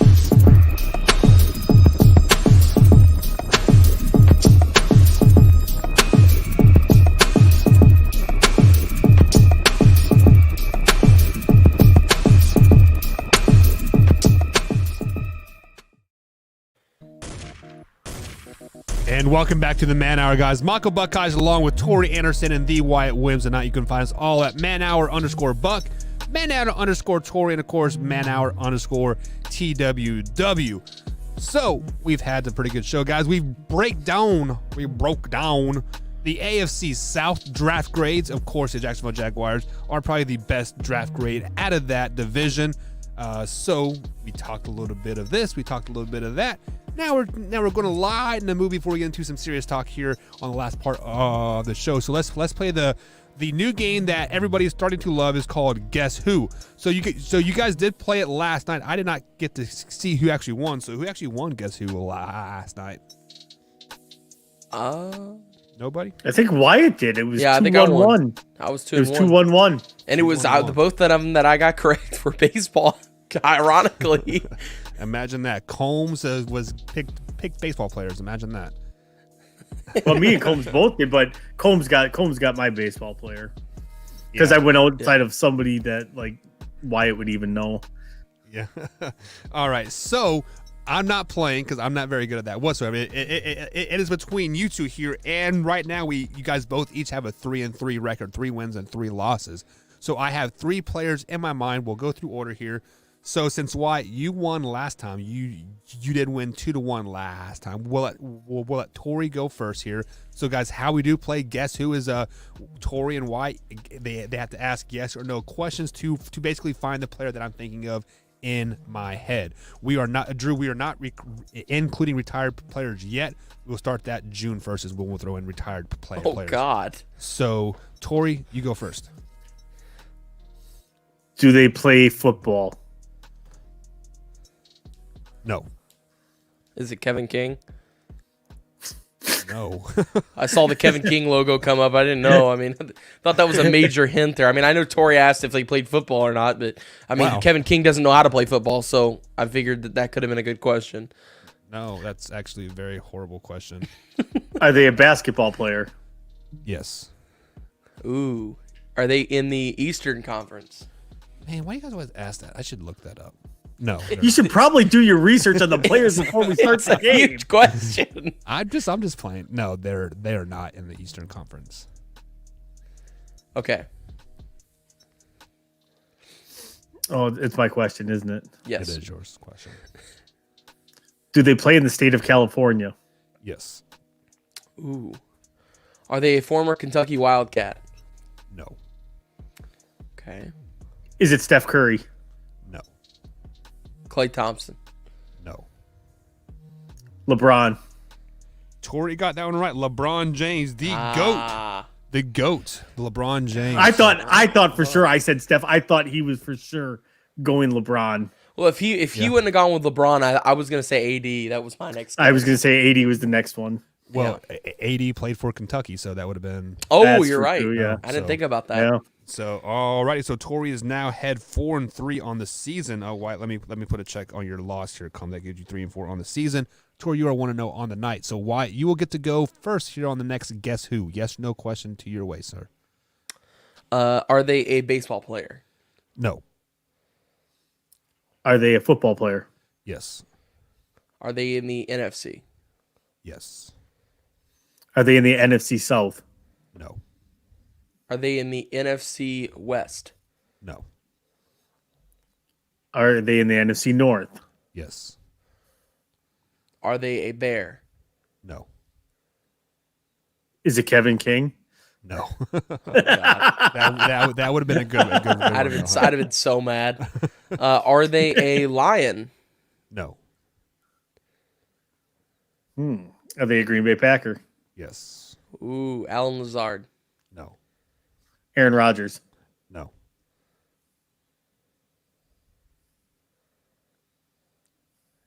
Gosh, I think there's two clear. Devontae Adams, No. Aaron Jones? No. Jair Ooh. Alexander. No. What? What the? Buck, I didn't know you knew this many Packers. Yeah, I didn't either. I'm like, I'm kind of stumped now. yeah, I don't know where to go next. Zadarius Smith? No. Kenny Clark. No. Robert Tunyon? No. Marquez Valdez-Scantling. No. I feel that you guys are both scared to narrow it down because once you narrow it down, one Yeah, or yeah. the other person is going to guess it. Absolutely. Yeah. Yeah. You got to just take wild guesses now. Darnell Savage. No.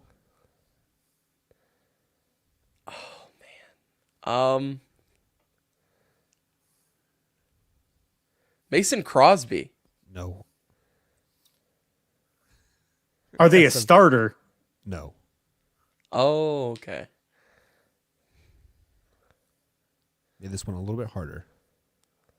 Yikes. Well, then I think we can narrow it down to position now. Well, ask the question, Wyatt. I'm not going to narrow it down for you. Oh, it's mine. I thought it was Tori's. Yeah. No, it's yours. Are they on offense? Yes. Ooh. Is it Jordan Love? Yes. It is Oh Jordan my Love. gosh. And See, Drew, this is why you can't narrow it down. Drew actually got it way before you guys did. So congratulations on Drew on that one. So Tori, that is your second win of the night. That gives you 5 on the season. Man, Wyatt, you should have Jeez. 5 losses. So Wyatt, you have lost this one tonight, but we do got to play the third one here just for validity purposes. Maybe you can get on the board. But Tori, your question first. I'll defer it to him first because Okay. you know he's got to get a point. There you go. So it's a baseball player. It is. Yes. There's always a baseball player. Are they in the National League? No. If you cut the U.S. in half, would they be on the western side of the U.S.? No.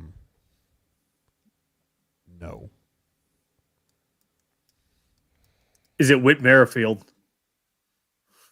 No. Are they in New York? No. Are they in Kansas City? Yes. Oh, well, That's I'm why. tapped. That's why. I'm That's when tapped he's. out.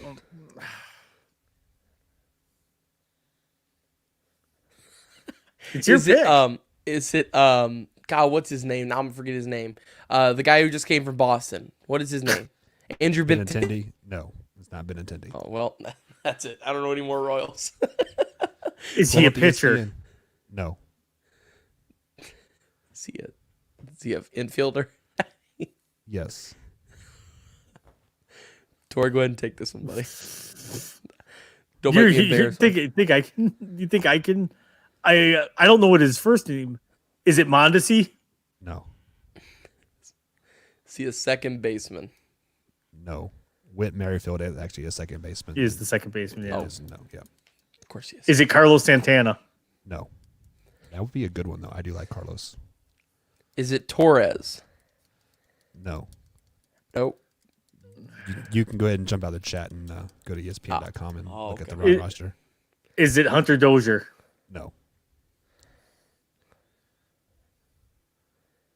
There's only one guy left. There. Wyatt. Yeah. Is it Solar? No. What? Is it Hanser? No. I don't He's a know. starter and he plays infield. Is it He's the first baseman? That's Carlos Santana. No. Oh no. Yeah, that's what I don't get.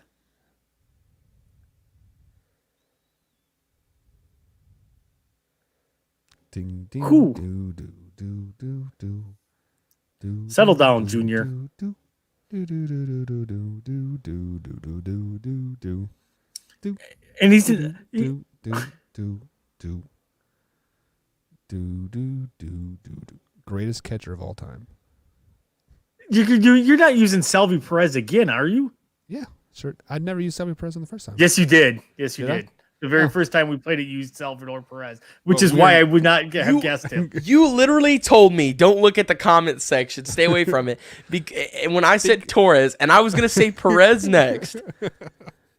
Because I knew that's where you were going to go.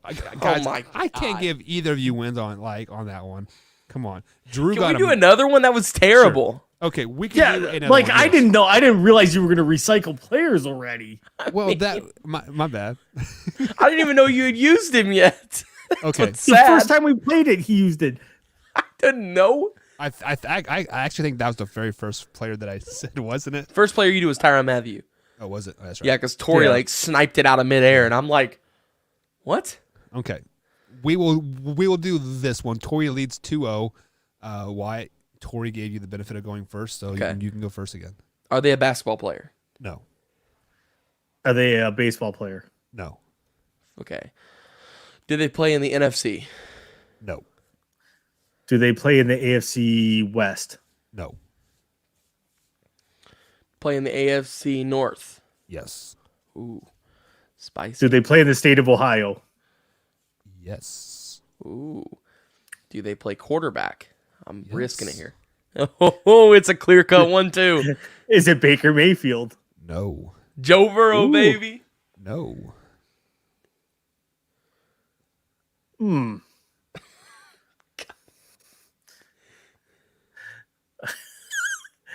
So obviously, those were the two starting quarterbacks. Okay, well. in that division. So yeah, hey, They just got to be active players. Oh, Jesus. yeah. This is. I mean, let's see. Is it Brandon Allen? Yes, it is. What? He is a guy that filled in for Joe Burrow last season after that ACL. Brandon Allen. That was no, it was not. Yes, it was, wasn't it? I'm pretty sure that was No, the guy's what's name. his face filled in for him? Out of NC State, Finley, Ryan Finley filled in. No, Wow. Finley wasn't even on the team last year. Yes, he was. He filled in for They him. I cut swear to God, him. he did. I promise you, he filled in for him because I remember I watched Ryan Finley play in in person. It was terrible. 2020. Brandon Allen was 90 of 142 for a 63.4% completion percentage, 925 yards, 5 touchdowns, 4 interceptions, was sacked 7 times. Wow, did Finley play? No, Finley wasn't on the team. I know I name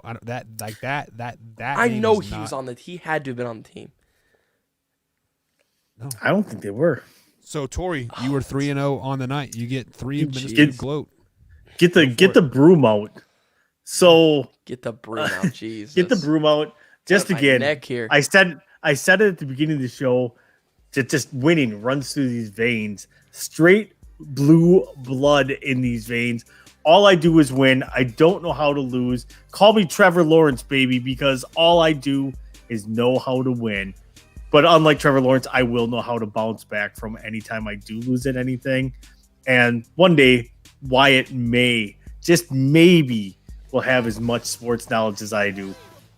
So I'm not taking my whole 3 minutes because now I got to dance because we got DJ Khalid. DJ Khaled. Whatever. Man, all And right, I guys. stay there. We'll be right here at the back.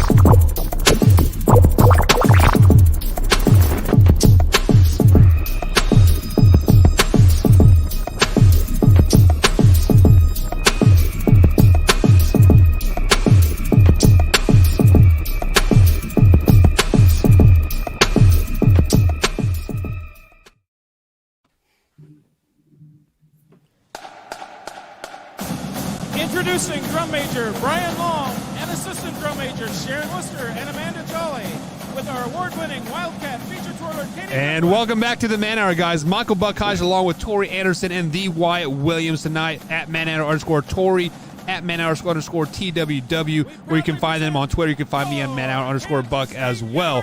We got to listen to the Wabash Cannonball, guys. The greatest fight song in all of America for your Kansas State Wildcats there. As Facebook user asked, where is Combs? Combs is grounded. He said something about Michelle, about folding the towels wrong, and he has been in the doghouse ever since. Tori asked where Christy Sims at. I am not for sure where Christy Sims is at. I'm pretty sure she stuck him in the closet with the towels. I thought Combs was officially out of the out of But that's what I'm saying. Like, now he's gonna have to come out the closet. So I don't know what he's gonna do. Wow. With that being said, let's go ahead and get back on track here, guys. So we are going to start Shop Talk a little bit earlier, as Joey says. No, Notre Dame is the best fight song ever. I don't know. You want to know who has the greatest fight song ever? Wisconsin's pretty good, but I like the Ohio State fight song. Yeah, Ohio State's really cool. Honestly, you shut your whore mouth. Plus, Ohio State's band is super awesome. How like all the formations and stuff they do, like those. It's so cool to get to see them do it in person. When we went to the Big Ten championship a couple of I think it was a year ago. It was right before COVID hit. It was a blast, and they did one where it was like SpongeBob or something, and it ended up getting featured on SportsCenter and stuff. And it was cool to be like.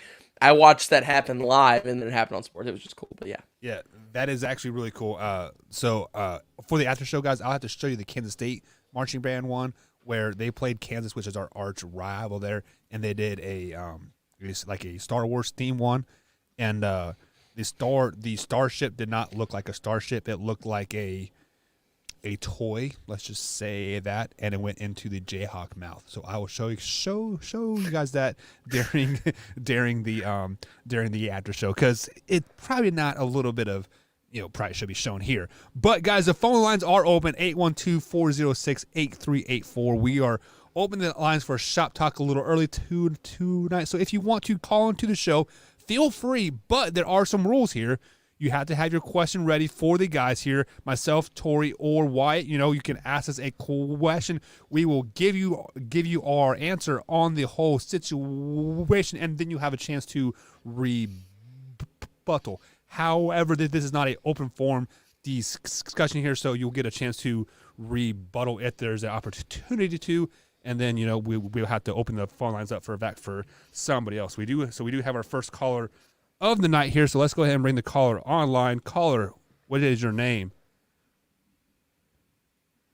Can you hear us? I guess the caller's going to talk to us, guys. Sheesh, another prank call. Man, these guys are pretty good at prank call. And then he hangs up. Come on, should we call him back? We'll give him a call him back. It said call failed, so maybe it's on my end. I doubt it, but I doubt it. Let's just be honest. So we will wait for the caller to answer the phone. People are supposed to call us. We're not supposed to call people. Yeah. But quit tying up our phone lines. I mean, there's only two callers. So eat your dinner, Tina. All right. Our phone line. We gave that person an opportunity. So the phone lines are open, guys. 812-406-8384. So to start Shop Talk, guys, before we have any callers call in, the Ball brothers played last night. The Pelicans played the Hornets. And so, why you have a younger brother, Tori? Are you older than your sister? I am not. So let's go ahead and answer this call before we get into the Ball brothers here situation. Caller, how are you doing tonight? Caller, can you hear us? Why don't you like us? Why don't you want to talk to us? Can you hear us now? Yeah. So whoever's calling me, they're trying to play jokes on us because my phone's hooked up to this. It's probably Chastity Sims. Chastity.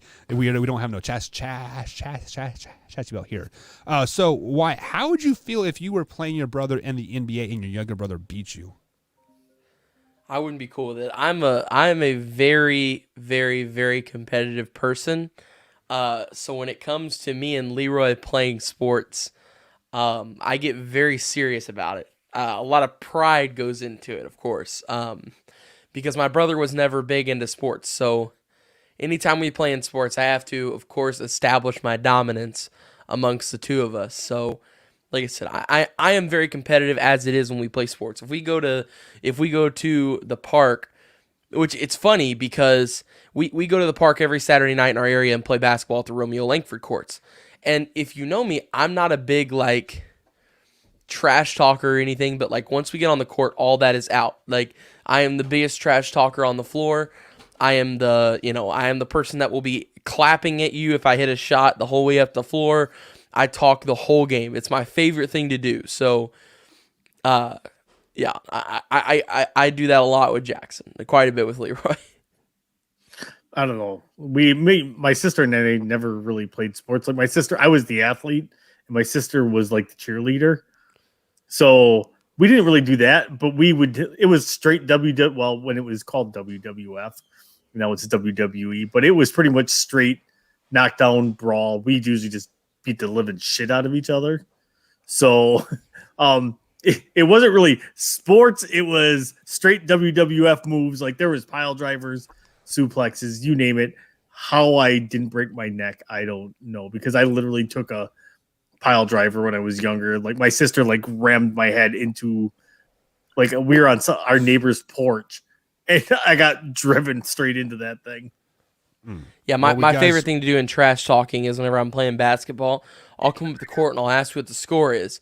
And whatever the score is, like let's just say it's 8-5 and we have 8 and the other team has 5. I'll be like, no, it's 11-5. And they're like, no, it's 8-5. It's 8-5. And I'm like, no, it's 11-5. And I'll pull it from 3. And every time I knock it down, I'm like, what's the score again? What's the score again? It's what? And then make them say 11-5. That's my favorite. That is my favorite thing to do while trash talking. That is the worst trash talk that I've ever heard in my life, Wyatt. But we do have a caller on the line. Caller, what is your name? Joseph. Joseph, Wyatt's buddy Joseph here. What's going on, Joseph? Not much, man. I got a question for Tori. Go for it. What's up? I've been hanging on to this question for the start of the show.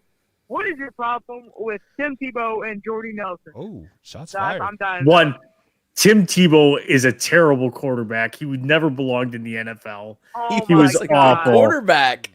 He has a spaghetti arm. Look at his throwing motion. Peyton Manning ended his career. If it wasn't for Peyton Manning, Tim Tebow would have been a good quarterback in the NFL. No. You're right now, man. No, Tim. And then Jordy. The Steelers. And Jordy, it's like I said, overtime in the I do not. Jordy was a great ball player. I do not deny that whatsoever. I just don't like the guy personally off the field. There is nobody that wholesome in life. Do you hate You farmers? are hiding. No, because they give me food. Jordy's That's all he does. All he does is farm off the field. No, everybody has a vice. And the way he is portrayed is like the almighty patron saint of whatever. Because he is, Buck. You know him personally. What is Jordy Nelson like? He is the most humblest human being I've ever met. He is down to earth. He's a great guy. He'll do anything for anybody, any given time. What is he like as a teammate? You got to play alongside him, and you also got to play against him. What is he like on the field as a teammate and also as a competitor? So as a competitor, he doesn't talk trash. He will pop you in your mouth and then walk away to like the huddle and get ready for like the next play. And then as a teammate, he is the ultimate picker upper guy. He's always rah. Hey, we'll get it. Just spit about it and move on. So he has a vice. I don't know. Tori, you're a Packers fan, bro. You should love him like me and like every. Okay. You're the only Packers fan I've ever heard my entire life ever say that. As a player, I like him. There's something. No, nobody is that wholesome. You are hiding. But he never been in trouble, so I don't like him. That's basically what Tori's saying. Jordy Nelson has never been in trouble. He has never hit a woman. He's never kicked anybody. He has never. Okay. He's never had a speeding ticket. This is the only thing that Jordy Nelson has ever done bad in his whole entire life. One time, he burned 700 acres at one time, and that was because the fire jumped the next field, and he called the farmers like, "Hey, do you want me to burn your field?" And the farmer said, "Sure, we were going to burn it the next day anyways." So Jordy's claim of fame there is he burned a guy's field without his permission. but then he called and got his permission. Tori, he is like this amazing person. Like, what is there not to like about him? I know you say it's just because he's too nice and like you feel like there's something going on there, but just like there is, just like Tebow. There's something, you have something, you're hiding something. Read Everybody his has a skeleton. Let me go ahead and mute you guys here real quick. Joey has a question still. What's your next question, Joey? I think I need to call up Dana White and have Jordan Nelson versus Torrey real quick. I want to see that happen. For what? Versus like me versus Jordy for what? in the UFC. Because you talk too much shit, man. Where? Yeah, but my 10 mil to step in the ring. I would do it because I spent my life brawling with prisoners. I'm not afraid to step in a ring. You want to speak I don't care of prisoner? if I win or lose. Tim They Tebow. call Joey. Yeah. You want to speak of prisoners? Tim Tebow literally. How can you not say he's a good person? He goes and prison. preaches to people that are on death row. he goes to prisons nonstop. Has his own charity for the special needs. Like what? You can talk. You know, Tim Tebow off the guy like off the field. He's a great person. We all get that. But Tori said one thing here. He has a spaghetti arm, and he's not very good NFL quarterback. Okay. Do you know how many playoff wins does Tim Tebow have? Uno. One, because it's the only one he ever got the opportunity for. Who else only has one? Lamar Joe? Jackson. Just put it out there. So Tim Tebow is just as good as Lamar Jackson is. So who was out of the NFL after 3 years? Only Who was out of the NFL after 3 years? Who will be out in the NFL after five years? Lamar Jackson. That's still. You want to bet on that? That's still 2 more years. Go That's for still 2 more years than Tebow lasted. No. Tim Tebow went to the Patriots, or was it? No, he was a backup quarterback for the Patriots for like a year. So there's 4 years, and then he was with the Jets. No, he was with the another year, so Broncos there's for a year. He was with the Jets for a year, and he was with the Patriots. No, it wasn't even for a year. He was with the Jets for what, 8 weeks, then got traded to the Patriots and was tight end. I think he was only in the league for like 2 years, maybe 3. I don't even think. Yeah, he I think it was full 3 years. max. Who 3 was he drafted absolute by? max. He The was Broncos. Was he drafted by the? Yeah. He was the first round pick of the Broncos. Okay. I'm just saying. So Then he beats the Pittsburgh Steelers in overtime, and then all of a sudden they're like, "Oh, hey, Peyton Manning, with come on in." with his spaghetti arm, right? Because he beat him downfield. He does. Look at his throwing motion. Okay. It is the most god awful. I don't care. Same as Lamar. I hate that. I hate that throwing motion argument crap. What's He's his name? got no arm. He didn't have an NFL arm. Neither does Lamar Jackson. Lamar Jackson's complete trash. Why am I forgetting his name? He's on like the ESPN shows sucks. early in the morning. He played for the Lions. He ran out of the back of the end zone. on accident. Burleson. Huh? Nate Burleson? No, Dan Orlovsky. Yeah, Dan Orlovsky. Yes, I Orlovsky. don't know why I forgot his name. Dan He said sucked. this crap the other day about Justin Fields.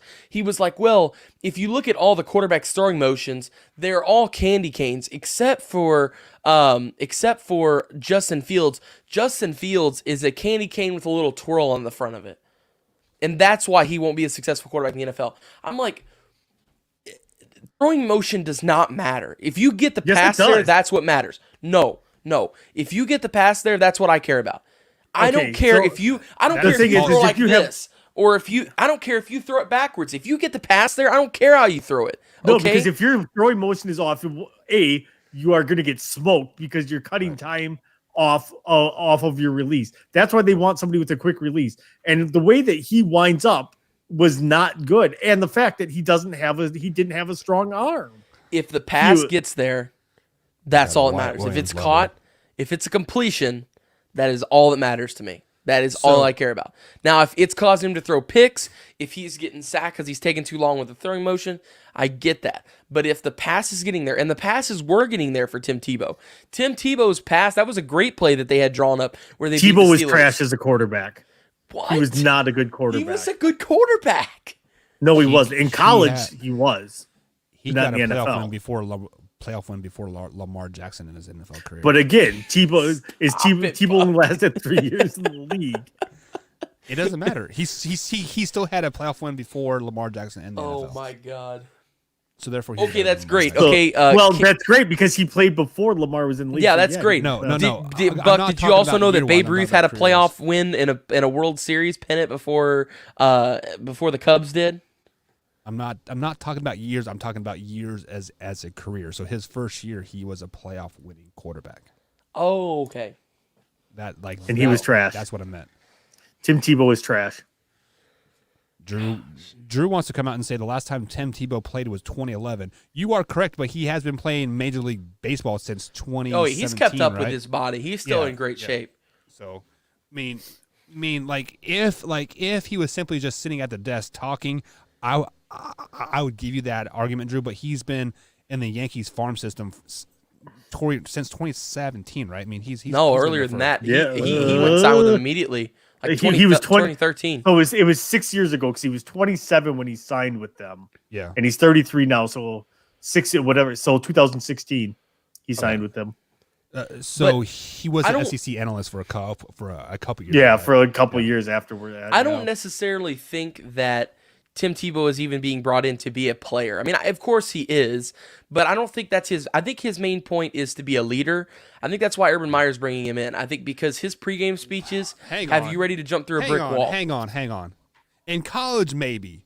As an NFL player, I'm not going to listen to some Joe Smo off the side of the street to get me pumped. Like, come on, man. Give me Right. somebody with The some side of the NFL street? relevance. Yes. So, okay. As a high school Two-time player, Heisman winner, two-time national champ, okay.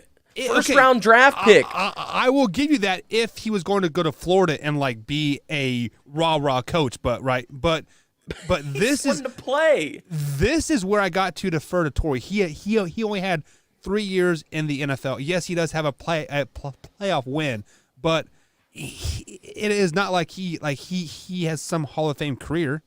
Like, this is what you said is absolutely asinine. There is no way he's coming there to be a raw player. Why would he not? That his entire career, all he was a leader. I don't That's care. literally what he does. That was in college. That was not in the NFL. That was in the NFL. He literally prayed before and after every game. Remember Tebowing? Like the whole country got cares behind about it. praying? That was the dumbest thing ever. Was the Tebow thing? The whole country got behind him, let alone his teammates. Now- His teammates now, back behind him too. I'm part of this country, and I didn't get behind that because I thought he was a moron. The same guy who didn't get behind Jordy Nelson didn't get behind Tim Tebow. Wow. All right. People were Tebowing to make fun of him. Wyatt. No, they were not. Yes, they were. They were not. Yes, they did. I played youth football league at that time, and all the kids, when they'd score a touchdown, would do that. Now, also, I did play in a Catholic league, of course, so it probably tells you why. But That's probably why you started too, right? Because you were the biggest kid on a Catholic team. Congratulations. yeah, that's true. All right, so let's go ahead and continue our shop talk here. So one thing that kind of perked my interest, guys, over the weekend was DK Metcalf. He ran in at Olympic trials here over the weekend. He did not win, but he did run the 100-meter dash in 10.37 seconds in his pro track debut. Why are you okay with DK Metcalf running track in the off season?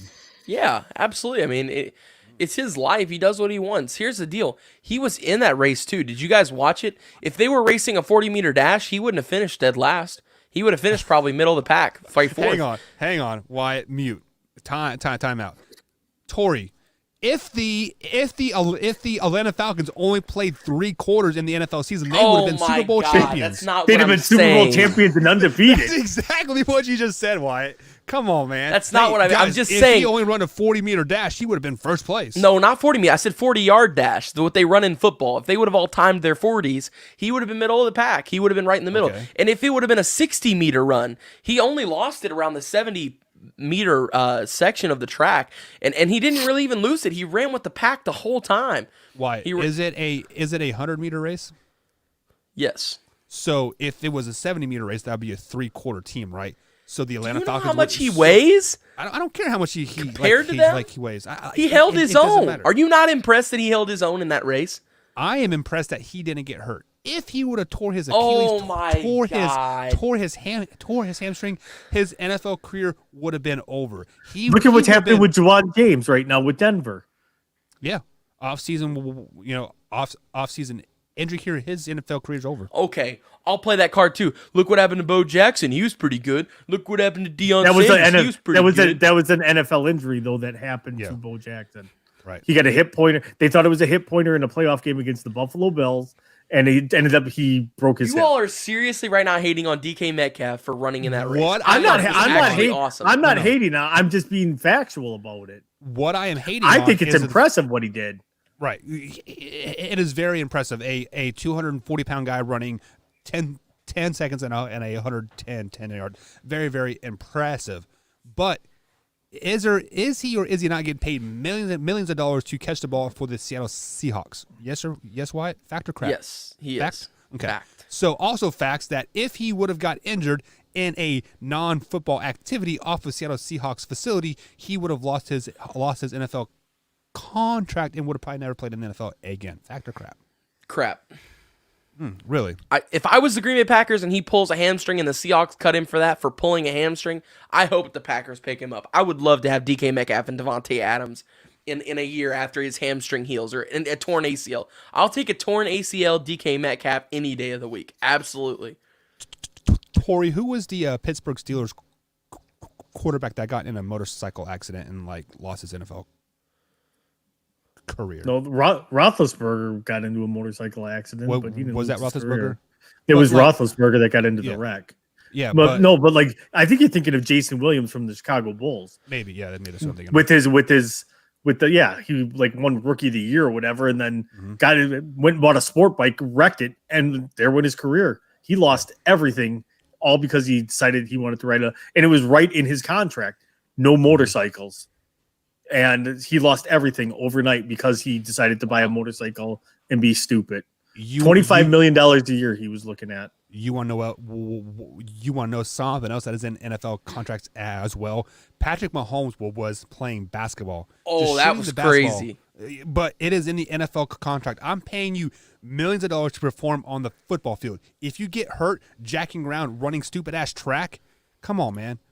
You are dumb for that. I would imagine that he probably talked to them before he just did that. Did he, though? Did he? Yes, of course. It's the USA qualifiers. You have to tell somebody about that. No, he pretty much came out 2 weeks ago and said, I'm going to run this. Yeah. And his coaches and teammates watched and supported on social media. Because what he did was incredible. Until he tore a ACL and wasn't ready for this. The thing is the key word there was coaches and teammates, not the GM, not the owner, who was probably what the hell is he doing? All right, I'm sorry that nobody... We don't care what you think, why? Because you are young and wet behind the ears, because I guarantee you if he would have tore his ACL, blackballed from the league, 100%. Would have never played another down in the NFL. But, guys, that is going to be it for the Man Hour tonight. After show is starting here, guys. So if you are a member, go ahead and join us here on the After Hour show. I don't think I posted the link yet. Actually, I have posted the link. So join us on the After Show, guys. Tori, send us out, big guy. Man Hour Nation, rise up.